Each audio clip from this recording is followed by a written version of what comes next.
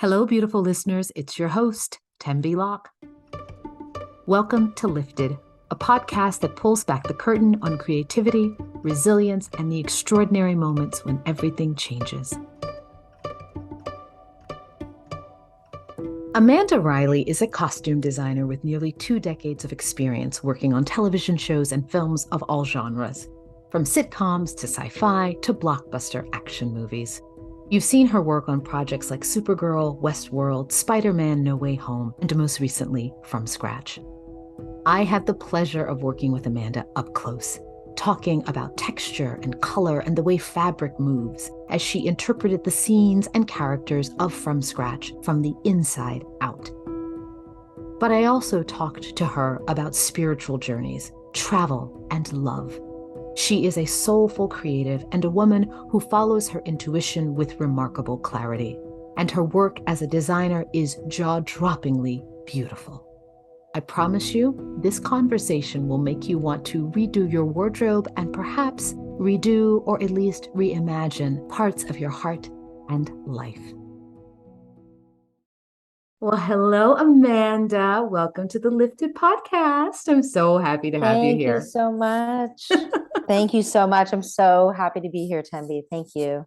For those of you who don't know, Amanda Riley is a costume designer. And in case you don't know what a costume designer does on a television series or a film, is she is literally responsible for every item of clothing you see on any character that passes through, sometimes including the extras. And what she's doing is creating the visual template, mood, silhouette for a character to sort of help the character to come to life.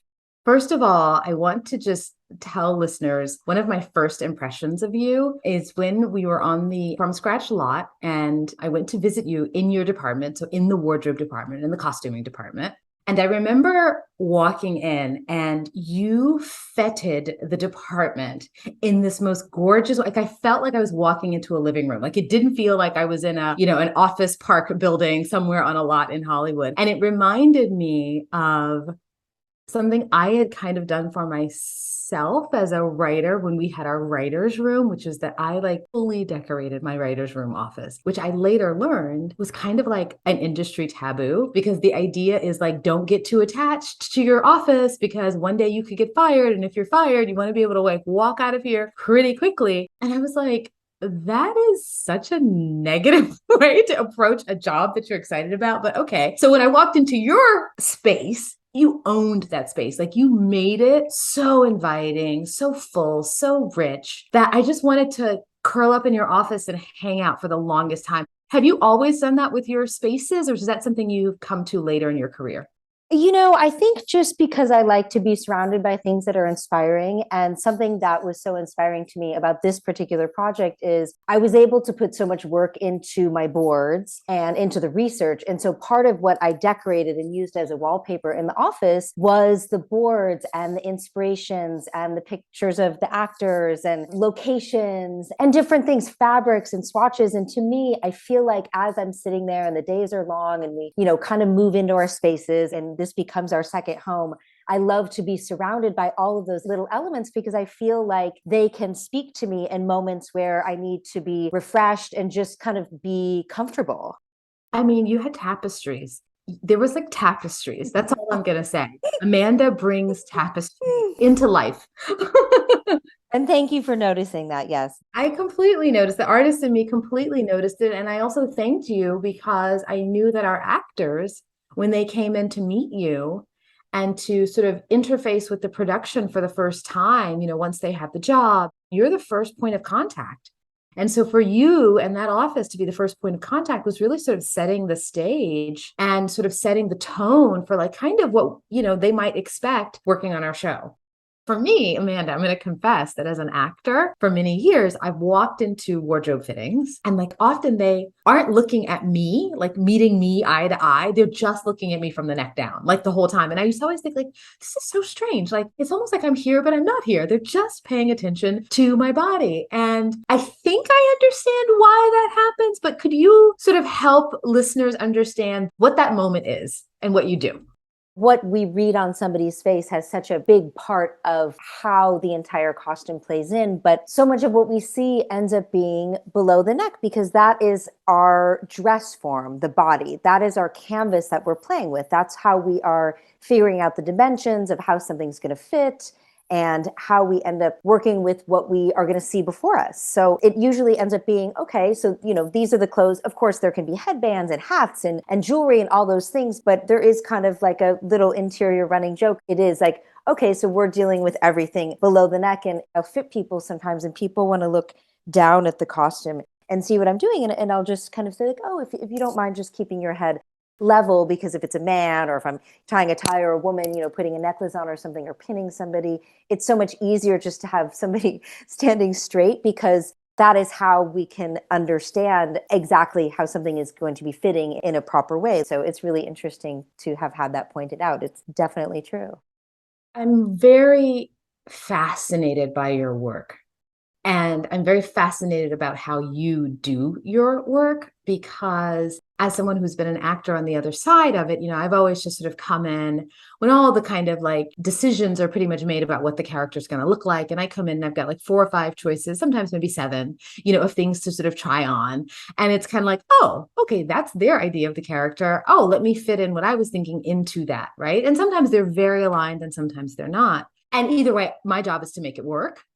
But I felt sense with you and how you approach creativity, how you approach designing the look of a character, is that you're coming at it truly from the inside out. And I know that you asked of me very specific questions about character. My impression is that you really are kind of like inside the psyche of this character. For me, it's such a journey because the creative process in my mind, it's not just kind of a start or a finish or an end. I think that we continue to evolve and grow. And even in my experience, when an actor comes in, you kind of work together to see what it may or may not be. And one thing that I have found just as I'm currently working, what I remember so much about from scratch and the creative process is that it's a vehicle and it continues to change. And so as we're doing fittings, I'm kind of learning more about who this character becomes. And as clothes start to come on and as accessories start to come on, different things start to build and it becomes this energy and this spark that starts to build on top of each other. And it's so amazing. And what I also find too is it doesn't stop just after the fitting. It's like, we kind of have the fitting and the outfit gets put together. And then there can also sometimes be this magic on the day because first we fit the actor and then I start to put together boards of how all of the actors are in the scene. And so I can start to notice different things like, okay, this great looks great there, but how could this play off this other actor? Or can we, create something interesting in a purse or in a sock or a headband or something like that? And I think that's where it does start to become this canvas and I have the opportunity to use it as my individual kind of painting in a way. So it feels to me just like this alive art form that kind of starts when the actor comes in the room and kind of becomes this vehicle, a journey, really. You talk about design as like a living art, and the way you approach it. I can so see that. I mean, I think we all, those who watch the series, can completely see that. Did you have a sort of painterly or artful or visual inclination from very early on? Or did you start thinking clothes are my art later? No, as a child, I have a sister that's really very close in age to me. So one of the things that we love to do being in, small town, middle America, is we used to love to go to the flea markets in my hometown. So they have this kind of big, it's called Maxwell Street Days, and they have tables and tables and tables and stuff. And so as teenagers, and I think, that was like the mid early 90s, things were like changing a lot in fashion. And so we really kind of dialed it back. And so much of what I remember when I went to prom, I designed my own dress and it was out of a 50s dress. I did like this 50s thing and then I cut the arms off and did like an ostrich fur necklace and then took these black patent leather shoes and dipped them in sparkle. Like now I think there's a lot more of an opportunity to be able to like hodgepodge and make stuff like that. But that was so much of my youth. And I always knew as a child having the opportunity, my mom taught us how to sew when we were young. So me and my sister always had sewing machines and we were cutting quilts and making jackets and altering things, cutting shirts and taking men's clothes and kind of cutting them down. So in my heart as a child, I always knew no matter what it would be, that it would have something to do with clothing. Because to me, that just felt like something that I understood and that I could control in a sense. And I knew how to work with, and just having the freedom to be able to play with elements like that, and have my sister too. She's super creative. So that was always such like a fun thing that we could do as young kids growing up in a small town. Kudos to your mom, first of all. Truly. Which is a great segue because I'm very interested in who are the people or maybe the events really that sort of influenced you in a profound way. It sounds like your mom gifting you guys this sewing machine or to work with and sort of setting that example of creativity. Are there other people that you can point to or even events that say, this really set me on my path, or I can see the direct line between that or this person and what I do now? Yeah, it's interesting because when I hear that question, what I envision in my head is the room that me and my sister grew up in. And we were really into music from the 70s. And so we would listen to Donovan and the Doors and the Beatles a lot. And so much of their clothing, like Donovan and Janis Joplin, so they were making stuff out of upholstery fabric. And I think just being inspired by that music, like I remember like being up late at night sewing, and it was really the music that inspired us. I think I've heard you talk about in your childhood in a small rural area, horses and play and the role of play. And I think I heard you talk about creating forts for horses. Can you tell me what that is? Absolutely. So, as a child, I have four brothers and four sisters, and we grew up on 44 acres in Wisconsin. Most of the fields were harvested for soybeans, but we had a couple of little lakes on the property and we had horses. And so, one of the things that we were able to do as kids was ride the horses, walk the horses. But because we had all this harvest, one of the barns was filled with these big rolls of harvest. So what keeps them together, and then also what keeps the horse food together, is this baling twine. And so my sister and brother and I took the baling twine and we would make these forts. We had kind of like a small wooded area close to the barn area, and we would create almost like a fantasy land. So we would weave together the baling twine and make little areas where we could sit. And then we would weave together the baling twine and create areas where the horses would be. And it's so interesting looking back, like we would create these little worlds in these forests where we had, real live horses. And of course, the cats would come and dogs and whatnot. And so I think just being able to have the freedom of wandering out into a very, safe area and the woods and whatnot, and being able to create with our hands, it has sparked an aliveness. I mean, there's a freedom there, right? Yeah, and what I hear in that also is this idea of like from very early on, you are imprinted with the idea of constructing and creating. I mean, you are quite literally creating structures, right? For other beings, animals, if you will. I think that's absolutely fabulous. And it also reminds me, it's a reminder to all the listeners out there, put your phones down, put TikTok down, because can you imagine if you had had just like an iPad, like you would have just been in your house, you would have missed all of that, right? Yeah. And I think the opportunity to be inspired by nature and to say, okay, this is what we have to play with. I bring that a lot of times into work when we are on the set or we're sourcing or working with something. It's like, okay, I have this to work with. And so how can I make the best of what I have with these things? And I attribute that to how you had flashback to my childhood, definitely.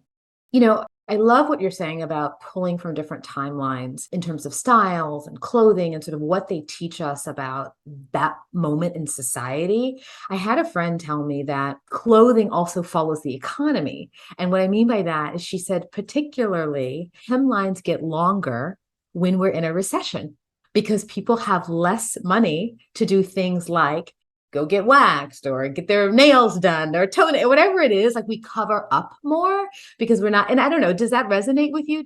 I think that's such a beautiful way to look at the world. And also, to me, when I think of it as something that is definitely a historical reference because of the age of online and all of these things. We can become so self reliant on doing some of those things. And also, nowadays, I think that we are pulling from so many different time periods. So it's really interesting. And one of my favorite things about costume design and about learning about history and about looking at clothing from the past is to understand the nuances of how society has affected us so much. I didn't really understand that costume design could be a job. And when I learned that costume design could be a job, I was just floored at how it took the idea of being able to construct and pull things from different periods, but still be able to create characters. It definitely was something that kind of snuck up on me. But the second that I knew it was something I wanted to do, it was definitely laser focused. And even as I continue to go on my journey and in my life, it's something that has changed so much for me, my idea of what it means and how I draw inspiration and the different things that I am interested in the realm of design. But it definitely was something that once I knew that I wanted to do it, I completely followed. I think the message here for me, for listeners, I think we have it a little bit in our, not a little bit, a lot in our show, is this idea of really following your heart and being in such alignment with that and leaning into it and being brave enough, I might say, or curious enough to honor that path. We're constantly in situations where we have to problem solve and we have to move fast and we have to make sure that a lot of the boxes are ticked professionally and creatively, and is the budget, where it needs to be, and kind of all these things. And when I find myself in these moments where it kind of can feel like a lot and feel overwhelming, I always go to this place inside of me, and that place is my heart, because I know that that's where the truth lies, and I know that that is the present moment, and I believe that that is the thing that is the constant. It's the one thing that we have control over. It's the one place that we can go that is that complete calm respite to say, okay, there's all of these elements going on, there's potential decisions I may not be in control of, or may not unfold in the way that I want them to, but if I can just continue to follow not only my heart, but for me, when it comes to what I'm doing creatively, what is that spark of beauty and truth? It's kind of all wrapped together. It's the heart space. It's where the beauty lives. It's that essence. It's all of those things. And that's, to me, where I can, even if it's like a minute or two, that moment of calmness in the middle of a storm, like how can we attach to that? And as I've gone on my journey as a person and as an artist and as a human being that has taken risks in my life, that is the place that I always find to be the safest and the cleanest. You could not have said it better. I always say love as a creative person is when I lose track of time. I am doing something because I simply want to do it, or I'm curious about it, or I need to know more. And I don't even interrogate my curiosity. There was a period where I would be like, why am I curious about this? This feels like it doesn't make sense, right? Or I should be doing something else. I dispensed with that about, I don't know, 15 years ago. And it was the best thing. I'm just like, oh, I'm curious about it. I'm going for it.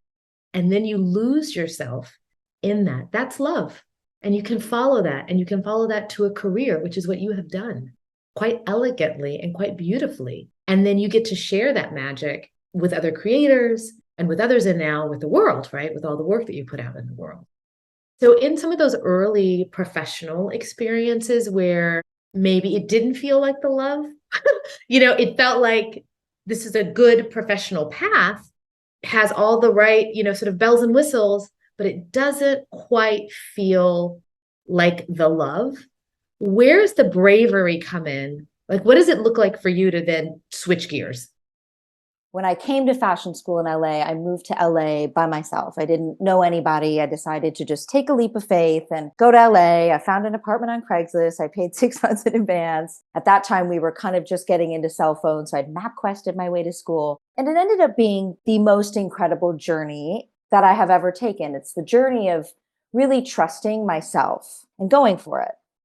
While you had asked about a lot of the earlier professional experiences, I have had an experience recently in my life where I have decided to do just that, which is completely change gears in my life. I made a commitment to myself as an artist that I wanted to do something that I had learned about a little bit just from studying different things in shamanism. And the word that I use for this is the beauty way. I asked myself in a moment of kind of just feeling a little bit directionless internally, what if I decided to just take the beauty way, just the beauty way every single day? If I wake up every single day and the only thing that I focus on is taking that path in front of me, that's beautiful. Dressing myself in a way that feels beautiful, making my home filled with the things that to me feel beautiful. That is currently the path that I'm on. That's currently the path I'm on. I love this. And I want everyone who's listening to really deeply, deeply hear this, because this isn't about where you are. It's not about what you have or don't have. It is about an internal listening and an honoring of what sparks within you and following that the beauty way. And so it can be as simple as putting those beautiful earrings on that you love. It can also be taking a walk in nature because that fills you. And I have found in my own life, and I certainly am hearing from you, that it is a way and a principle for you that if you follow that beauty way, one step after the next step after, it leads to something magical. It becomes transformative, and it doesn't do it overnight. It doesn't do it in a week. Sometimes it doesn't even do it in 5 years. But each day you're filling your coffers up and you're connecting to source, the beauty way. And you said shamanistic work. Can you talk a little bit about that? Your particular form of shamanistic work, because I think it's very hooked into your creativity. Thank you so much for pointing that out. One of the things that I consistently come back to in my life, and something that is a complete touchstone for me, is learning. And so something that I undertook during the lockdown was studying Tibetan Buddhism with a Rinpoche from a monastery in Italy that was reciting these Buddhist texts. And so we would do 3 hours a day online, just listening and then kind of having these talks after. Where it relates to shamanism is I'm very interested in all of the different ways that people feel connected. I believe that every path of faith leads to one thing. I use shamanism for me as one tool to help me connect, helping to understand the earth and the four directions, and of course now the beauty way. And when it comes to Buddhism, understanding those principles of emptiness and all of the different tenets that come with it. It's not just limited by those two different ways, but one thing that always helps to bring me back to myself is that sort of listening and also that sort of faith. So for me, the shamanism path can be found in the Catholic Church because I think it's the same. We're looking at the same thing. To me, when I walk into a Catholic church, it's one of my favorite things.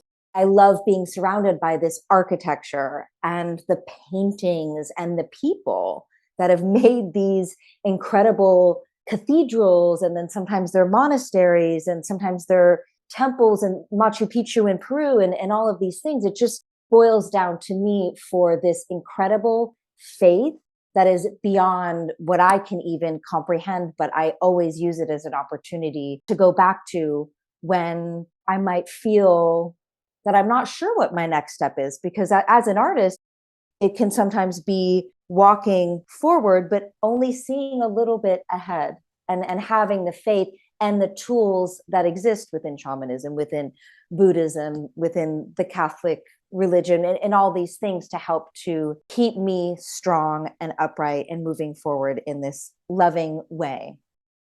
I so appreciate your sharing of your joy of going inside of a Catholic church in Italy. So I want to just slow down there a little bit and kind of hook that into this larger conversation. So I too enjoy this. I was not raised Catholic. My parents were actually very overt atheist when I was young, right? They've since come to their spiritual and in one case religious paths subsequently. And then I was inside of Baptist churches with my grandparents. I get to Italy. I go in one of these churches. I'm like, what is happening here? It's the interplay of the light. It's the architecture. It's the gold leaf. It's the frescoes. It's the color. It's the vaulted ceilings. And as I was studying there, what I came to understand is that all of these structures that humans have endeavored to create are a send up. They are a song to the eternal. They are an attempt to capture the grandeur and grace and infinite that is source. You can call it God, you can call it life, you can call it whatever you want to call it, right? But it's like our glorification of that bigness. But that send up is what we're doing. And so then I was like, okay, I think I get it. I get why people go to cathedrals. I get why you go to a cathedral. And then you also light a candle in remembrance or in prayer, because you're also trying to, again, hook into the eternal, hook into the one source, the one light, right?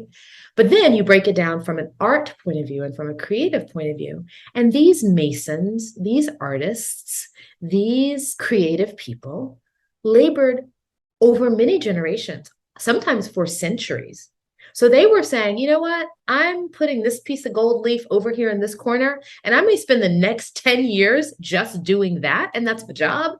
And that's going to be my contribution to this bigger structure, right? And no one may ever know my name. The work of creating magic in the world often looks like a very humble, everyday activity. And you're doing it in faith. And what I mean is not a religious faith. I mean, you're doing it in faith, saying, this matters. What I'm doing matters. And it lifts me. And I hear that in your share. I hear that in what you're saying is your joy and your shamanic work, and how that grounds you then in such a place that you can create beauty like you did on our show from scratch. Your time in nature, those formative years of yours really have shaped and helped to do that. I mean, I can feel it in the conversation and I see it in your work. And I do think you're playing. You're playing every day, aren't you? Absolutely. I definitely feel like that. You know, they say find something that you do and it will not become work anymore. And when I am working, I feel just like that. I feel completely in my element. I feel completely surrounded. I feel completely in the present moment and tapped into the source.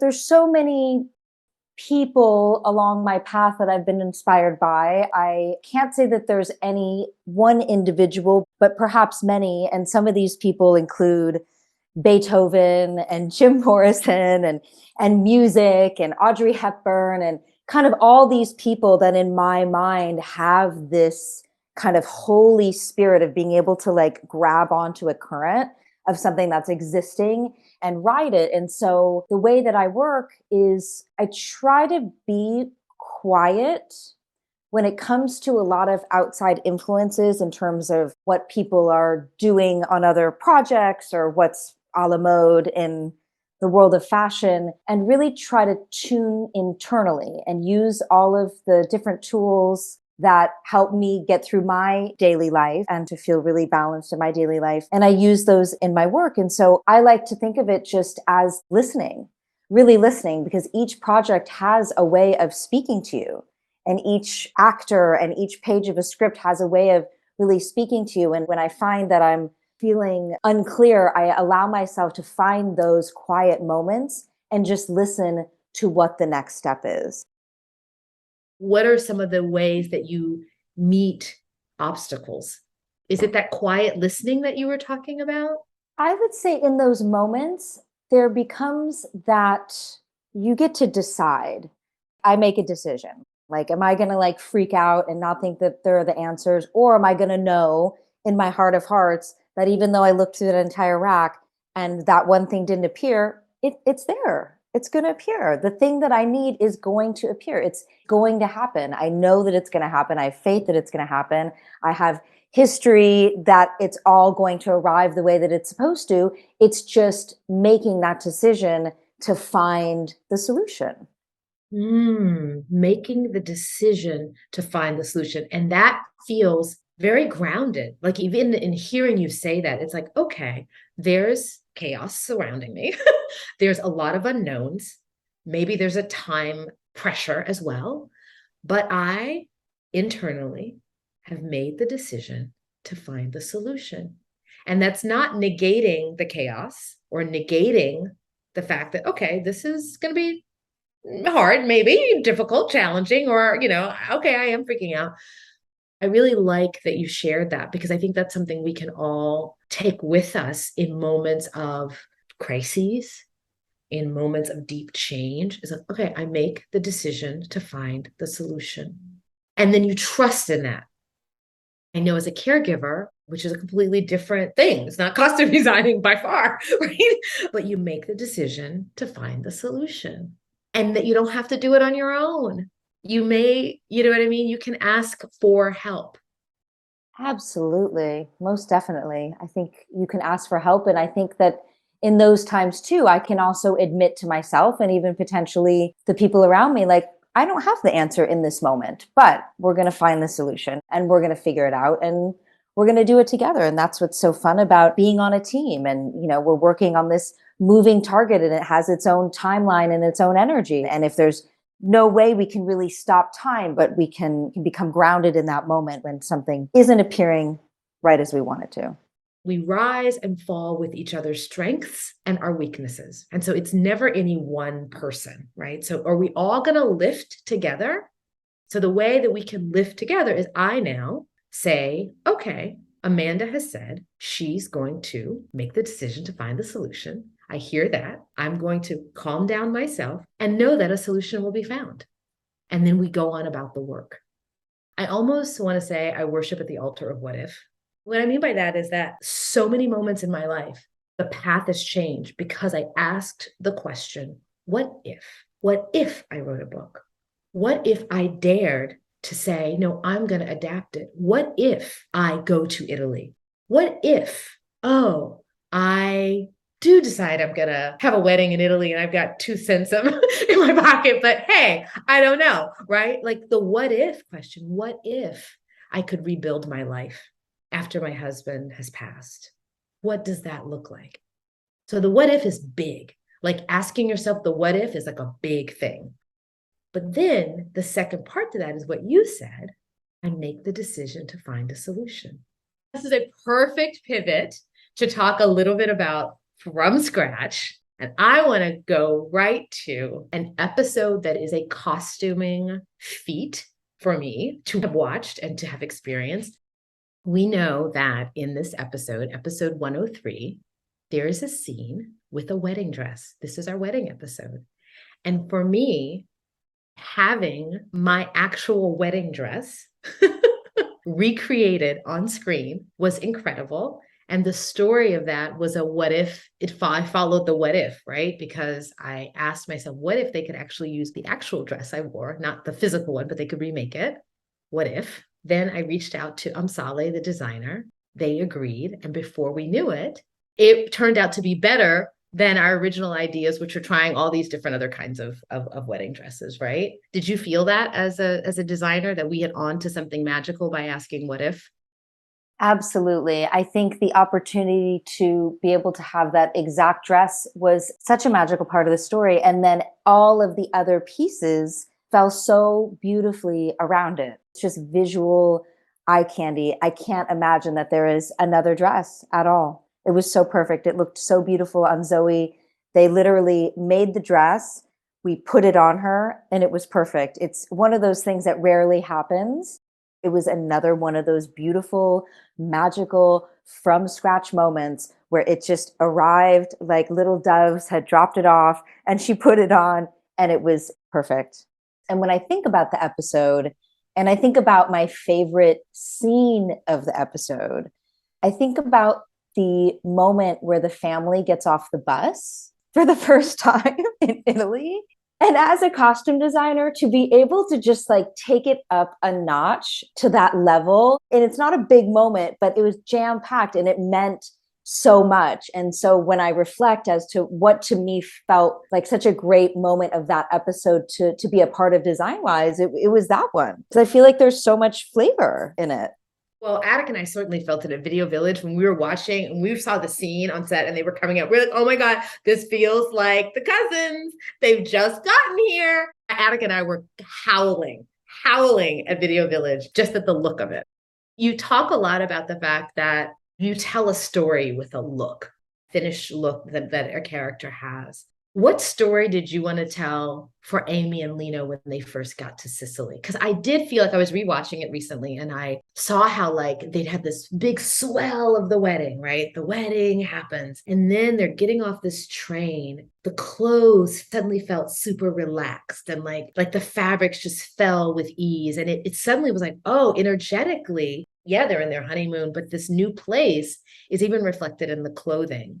Absolutely. They're taking this jump together to start this incredible journey of two people coming from two different places and two different cultures. And ultimately, like we had talked about earlier, it's two different styles of looking and two different styles of being able to source things. And I really wanted to reflect where Amy was at in her life, in her journey, and keep this kind of youthful new wife feeling. And the same with Lino. They are relaxed and they're easing into this beautiful opportunity to finally be together. And there was a spirit that was very much present from the first meeting that ever happened with this project. And every single person that touched the project, every single person that came through felt this energy that was so incredibly transformative. And it reminded me of why I have chosen this path. But this project, it was different and it was heightened, and